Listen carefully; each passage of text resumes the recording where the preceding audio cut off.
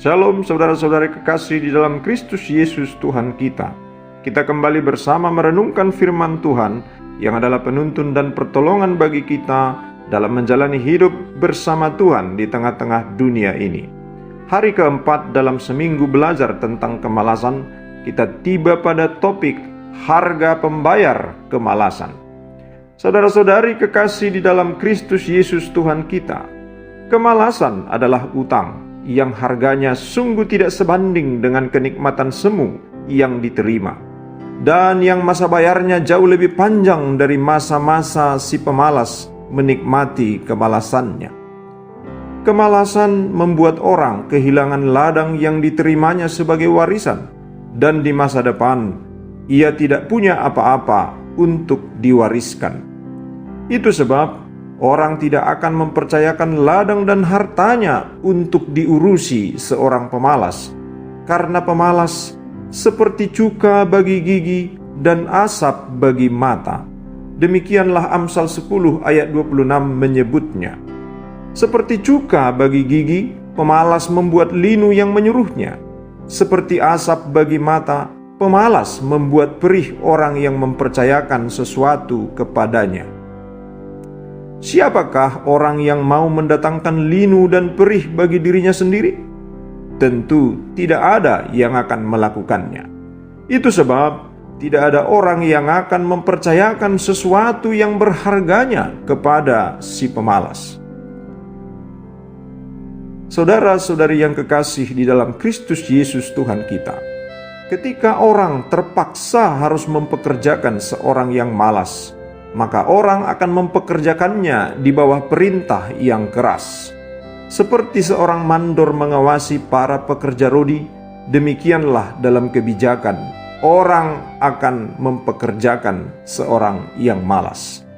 Itu sebab firman Tuhan dalam Amsal 12 ayat 24 mengatakan, "Tangan orang rajin memegang kekuasaan, tetapi kemalasan mengakibatkan kerja paksa."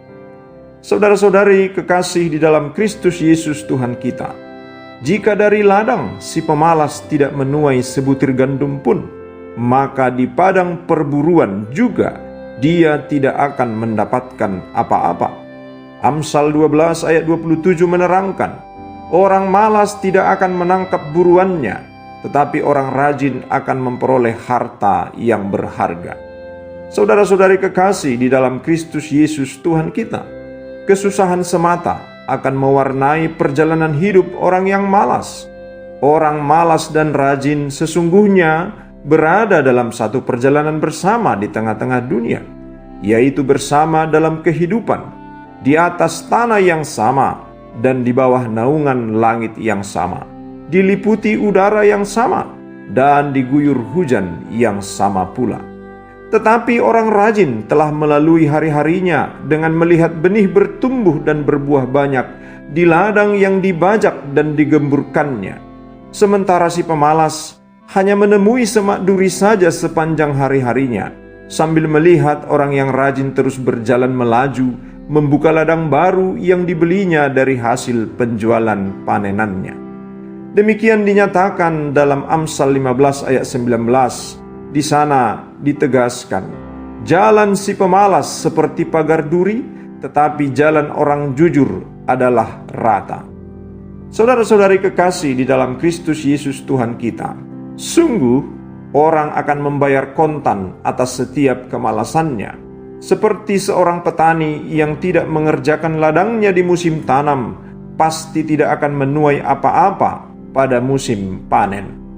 Dalam Amsal 20 ayat 4 dikatakan, pada musim dingin si pemalas tidak membajak, jikalau ia mencari pada musim menuai, maka tidak ada apa-apa.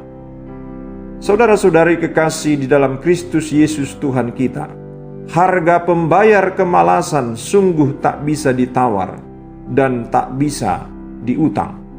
Ketika pemalas menikmati tidur berlebihannya dan menikmati lipat tangannya sepanjang hari, maka kemiskinan dan kekurangan akan menyerbunya.